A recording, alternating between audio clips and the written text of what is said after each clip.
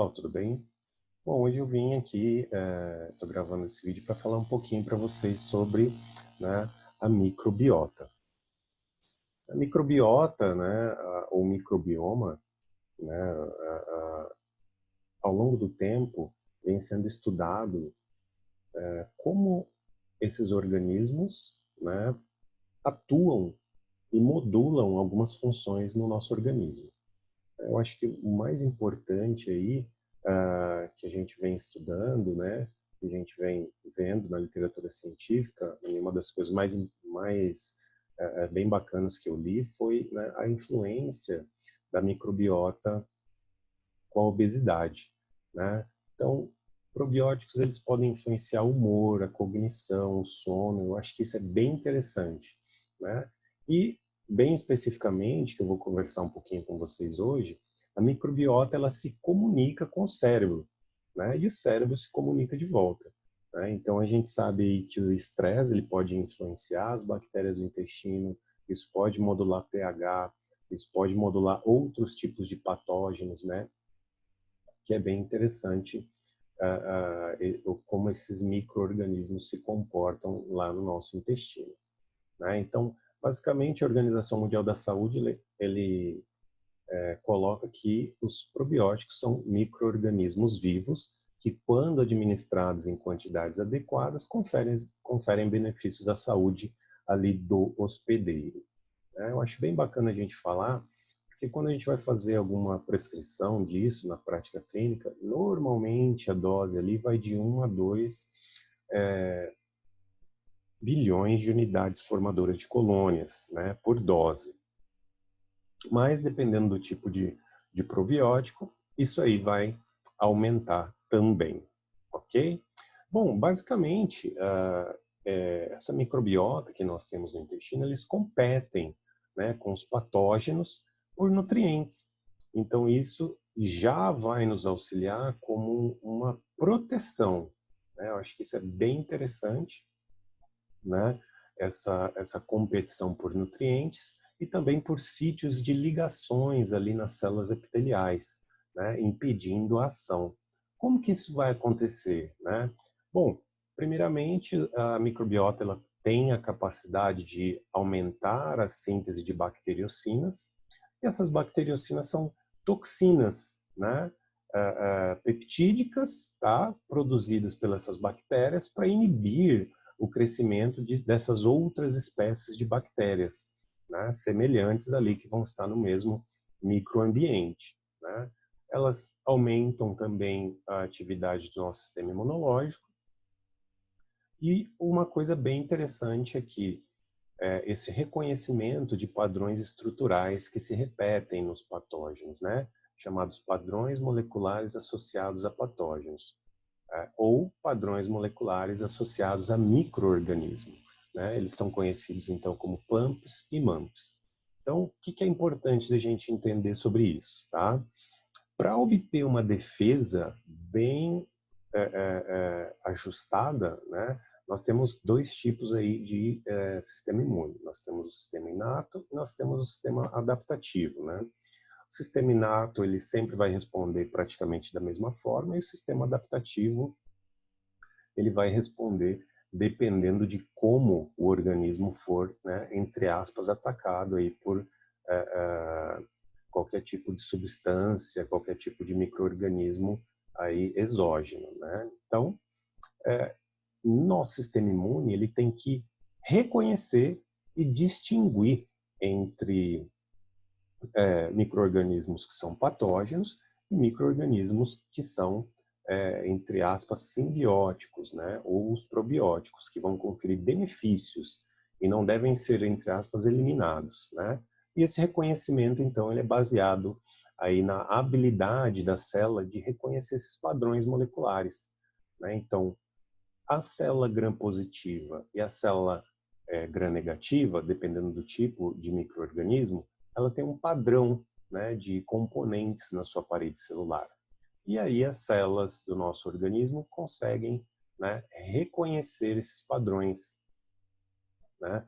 Então, a gente vai ter lipossacarídeo, a gente vai ter peptídeo glicano, a gente vai ter diversos tipos de estruturas ali que vão ser reconhecidos, né? Que são os chamados padrões moleculares associados ao micro-organismos. Então, eles são reconhecidos por nós, né? Pelo nosso organismo, e principalmente por um tipo específico de receptores, né? Eles são chamados TLRs, né? Chamam-se Toll-like receptors, tá? Isso aí é bem específico da cascata de sinalização do nosso sistema imune, né? Não vem ao caso agora, mas é bem importante a gente entender que o nosso organismo ele precisa reconhecer entre patógenos e organismos não patógenos, aqueles que vão trazer benefício, então, para a nossa saúde, né? Uma das coisas bem bacanas que ocorrem também com probióticos é a produção de ácidos graxos de cadeia curta, né? Então, existe a fermentação, né, dos nutrientes, né, que nós ingerimos, e esses nutrientes eles são fermentados por essas bactérias e existe então a produção de ácidos graxos de cadeia curta. Principalmente esses três aqui que eu marquei para vocês: o acetato, o butirato e o propionato, né? Então, boa parte, grande parte dos efeitos fisiológicos é através da formação desses ácidos graxos de cadeia curta, né? Eles atravessam, então, a barreira do enterócito, eles podem ser utilizados pelos enterócitos e aí eles vão se ligar, né, aos seus receptores, logo após serem transportados pela corrente sanguínea e vão fazer aí a sua função, entre aspas, de sinalização lá no cérebro, por exemplo, né? Por que que isso é importante? Porque quando esses ácidos graxos de cadeia curta, eles podem atuar no nosso centro da fome e saciedade. Olha só que bacana. Isso, a gente já faz uma associação direta com obesidade e emagrecimento, né? É bem fácil de fazer essa associação. E aí, por que que isso acontece, né? Então, basicamente, esses ácidos graxos de cadeia curta, eles aumentam a produção do peptídeo YY e, né, do GLP-1, né? Então, são chamados de incretinas, né? E aqui, basicamente, eu vou falar um pouquinho sobre a ação desses dois componentes. Basicamente, o peptídeo YY ele é um hormônio, né? Então ele age inibindo a secreção gástrica e o esvaziamento gástrico. Ele também reduz a motilidade do sistema gastrointestinal, reduz o apetite e age diretamente no sistema nervoso central, inibindo lá os hormônios orexígenos, né, no núcleo arqueado, e aumentando a ação de hormônios anorexígenos, lá também no núcleo arqueado, né, produtores de PONC e CART, né? Esses hormônios anorexígenos e orexígenos, isso aí é assunto para uma outra aula, né? É a aula de regulação neuroendócrina do peso corporal. A gente pode gravar uma aula depois falando só sobre isso, né? O GLP-1, né, peptídeo semelhante ao glucagon, também é uma incretina, né? E essas incretinas são substâncias produzidas pelo pâncreas e pelo intestino que regulam o metabolismo da glicose também, né? Eu acho bem interessante que esses ácidos graxos de cadeia curta, eles aumentam então a produção tanto do peptídeo YY quanto do GLP-1, né? E o GLP-1 ele também é secretado no núcleo do trato solitário, do tronco cerebral, e age no núcleo paraventricular hipotalâmico, lá onde eu falei para vocês que é no núcleo da saciedade da fome. Tá? O GLP-1 ele também retarda o esvaziamento gástrico e a motilidade intestinal. Então ele tem um papel fundamental ali na saciedade, né? E existe então também um aumento da secreção de insulina em resposta a níveis elevados de glicose, tá? Tudo causados também, né, pelo aumento então dessa produção e liberação de GLP-1, ok? Aqui essa figura bem interessante que mostra, né, principalmente aqui, ó, na via vagal que eu estou mostrando para vocês, a ação da grelina, da leptina, da insulina, do butirato, do propionato e do acetato. Esses três últimos, então, diretamente relacionados, né, pois são os, os ácidos graxos de cadeia curta, né? Então, isso é bem interessante, porque ele, via vagal, né, eles ali pela via vagal, eles têm, então, essa capacidade de modular a função cerebral, né? Então, fibras alimentares, né, probióticos que contribuem aí para o aumento desses ácidos graxos de cadeia curta, né, por meio da proliferação de bactérias, né, benéficas ou fermentação de carboidratos complexos, né? Então, esses ácidos graxos de cadeia curta, eles podem influenciar, então, a comunicação intestinal e a função cerebral, direto ou indiretamente, né, pelas vias imunológicas que a gente já falou, vias vagais, que eu estou falando aqui, estou mostrando nessa figura, e outras vias humorais também, né? Então, aqui a gente tem a via imune, como os probióticos podem afetar, né? A via endócrina, né? Aqui a gente já falou de peptídeo YY, o GLP-1, tá? As outras vias humorais também, né? Então, aqui a gente tem fatores neurotróficos, né? Que regulam crescimento e sobrevivência, diferenciação de neurônios e sinapses, isso é bem importante para a comunicação do nosso sistema nervoso central, né? Então, isso é bem interessante. Quando a gente fala ali da via vagal, diretamente a gente tem uma ligação, né, entre o núcleo do trato solitário e o nosso centro da saciedade e fome. Então, isso é bem interessante, que a gente pode ter essa sinalização ali, por exemplo, para saciedade. Ok, pessoal?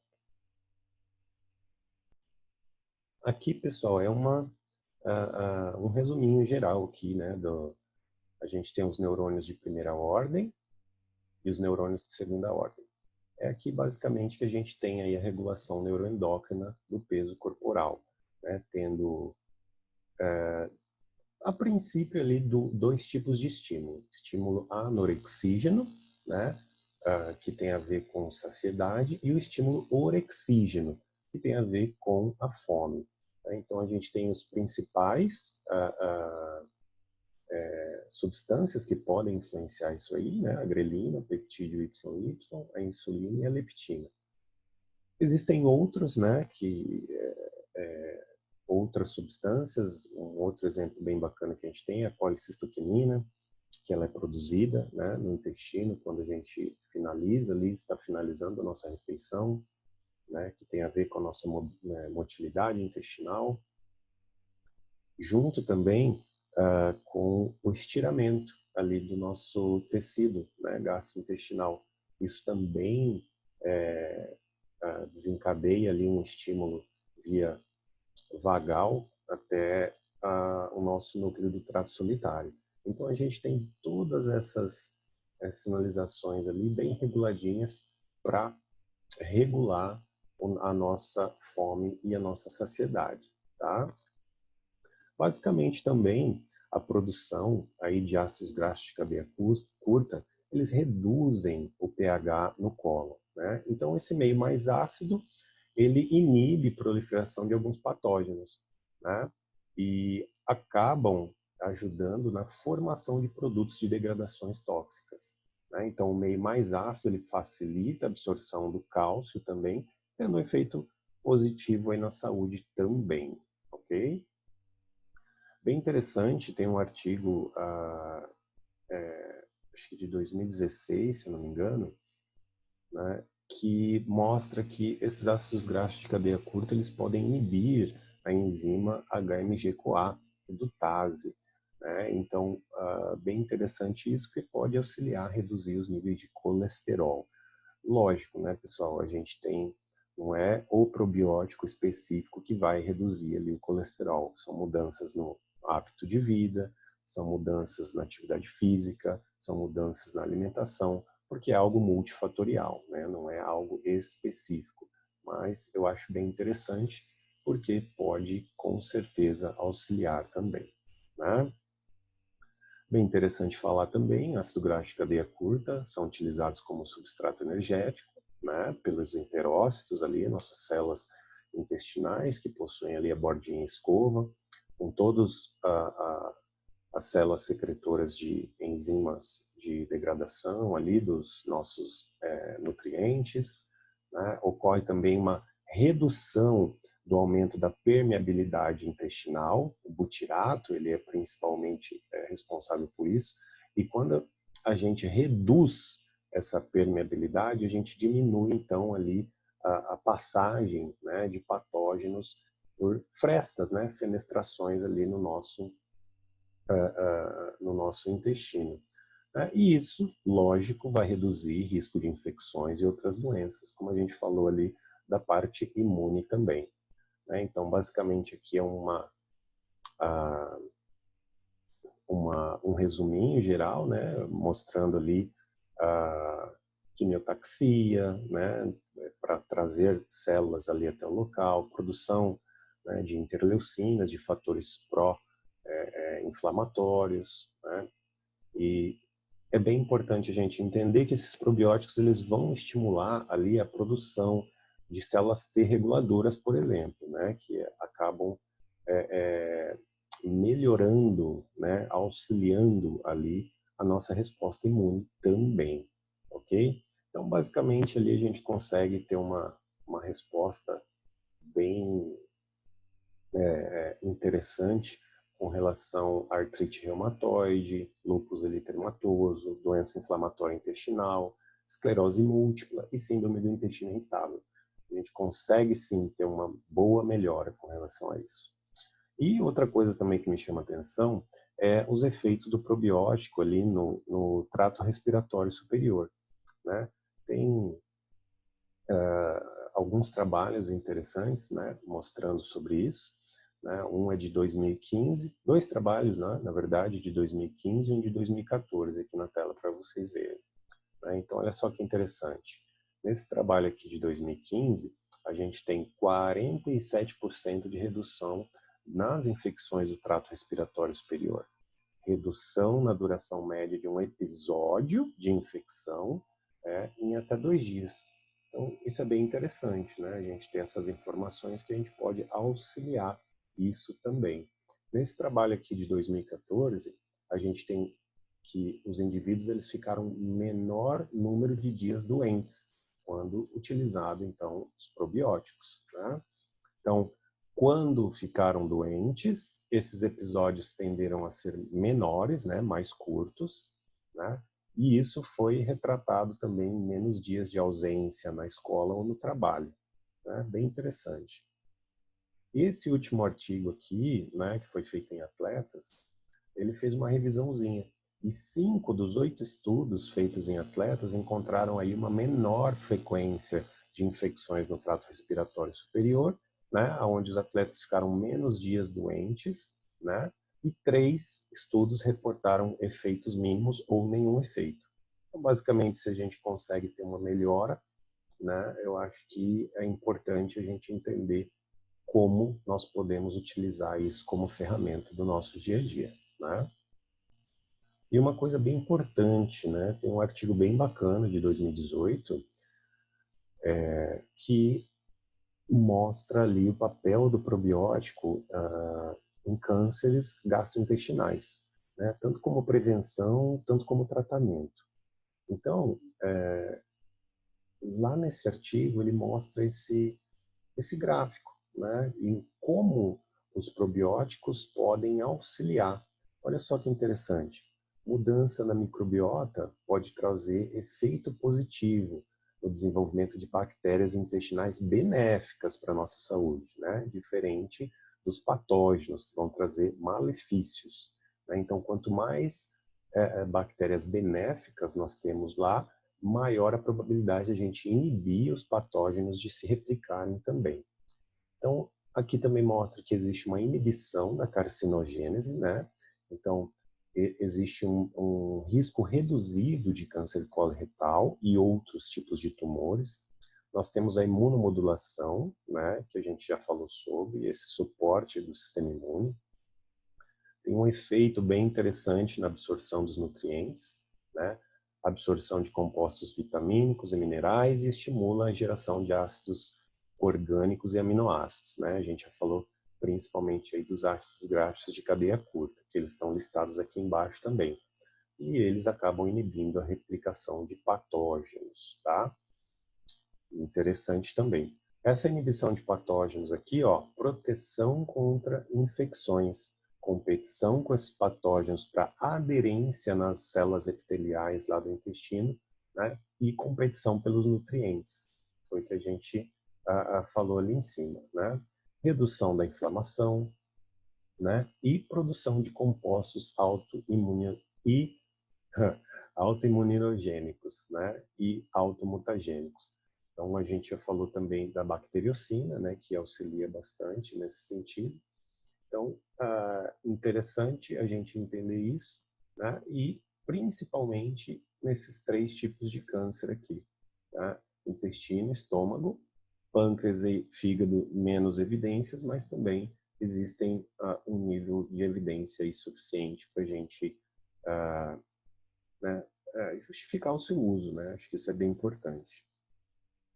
Com relação a probióticos, especificamente com o risco reduzido de infecções no trato respiratório superior, a gente tem um nível moderado de evidência, tá? Com relação a um risco reduzido de sintomas de desconforto intestinal, de endotoxemia durante o exercício no calor. Para quem não sabe, endotoxemia é uma toxina, né? Que é parte integrante ali da membrana externa de algumas bactérias e é liberada após a destruição dessa membrana externa, principalmente em bactérias gram-negativas, né? Liberando ali um lipopolissacarídeo, tá? Também a incidência reduzida de infecções gastrointestinais. Essas evidências, elas têm um nível mais baixo, tá? Né? Principalmente, a gente tem um nível moderado de evidências com infecções do trato respiratório superior, né?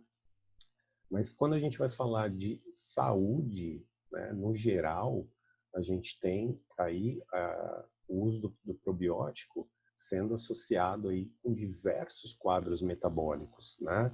Porque olha só que interessante, quando a gente falou sobre o ácido graxo de cadeia curta, modulando, né, tanto via endócrina, quanto via vagal, né, quanto as outras vias, a gente diretamente, né, a gente tem uma melhora aí de alguns quadros metabólicos. Olha aqui, quando a gente modula GLP-1 e peptídeo YY, a gente mexe diretamente na saciedade, na resistência à insulina, e olha só o benefício para, por exemplo, diabetes do tipo 1 e 2, né? Isso é bem interessante.